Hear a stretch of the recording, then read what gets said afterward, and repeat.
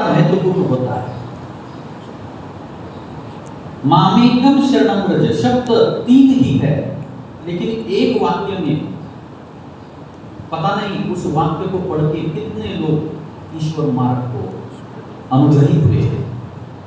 इसलिए ईश्वर के श्रीमुख से आया हुआ एक एक निर्गुण शब्द बहुत महत्वपूर्ण होता है। स्वामी जी निरूपण प्रवृत्ति धारण किए हुए भक्त अभी तक आया नहीं है। थोड़ी देर जाती स्वामी जी राजमठ के बाहर आते, ऊंच मठ के ऊपर जाते, दूर रास्ता जा रहा है, दूर देखते कहीं वहां से आचार्य जी आ तो नहीं रहे, ऐसा श्री करे। दूर दूर तक देखते लेकिन आचार्य जी का आने का कोई नाम निशान नहीं। फिर स्वामी जी आकर बैठ जाते, फिर स्वामी जी को प्रवृत्ति है निरूपण की। सामने बैठे हुए प्रहलाद वैसा बहुत देर हो गई आए, फिर स्वामी जी गए, फिर आए। आखिरकार प्रवृत्ति तो निरूपण की थी, स्वामी जी बोल पड़ते उस स्त्री के सामने जिसका अभी तक ज्ञान का अधिकार नहीं आया, फिर भी स्वामी जी बोलते हैं, निरूपण करते हैं। और निरूपण भी क्या किया है भगवान? प्रहलाद वैसा देव निरूपण। स्वामी जी सवाल पूछते हैं कि भगवान कैसे होते हैं, भाई देव कैसा?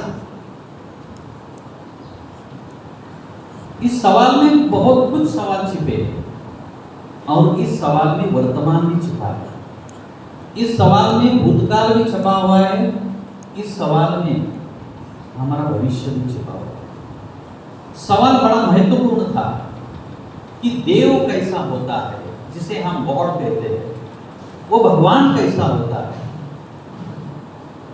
उसका रूप कैसा है, वो दिखने में कैसा होता है, उसका मूल स्वरूप कैसा है। सवाल बड़ा गहन था, क्योंकि आमतौर पर जिसके स्वरूप के बारे में कोई नहीं जानता, ना ही उसे किसी ने देखा हुआ है, जो चीज अभी तक कभी वैसे देखी ही नहीं, उसके बारे में स्वामी जी सवाल उठाते हैं।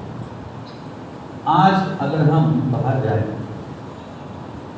और किसी को पूछे कहाँ है भगवान, लोग क्या दिखाते हैं? वो क्या सामने मंदिर है, मंदिर में भगवान है। वो क्या सामने मूर्ति है, मूर्ति में भगवान है। कोई तस्वीर होती है दीवार पर लटकी हुई, हम उंगली दिखाते, देखो ये देखो भगवान। स्वामी जी इसी के ऊपर सवाल उठाते हैं, जो ये पूरा जगत जिसे भगवान मान रहा है, जिसे ईश्वर मान रहा है, असल में भगवान वैसा है? स्वामी जी सवाल पूछते हैं, प्रहलाद वैसा। ये सवाल सुनकर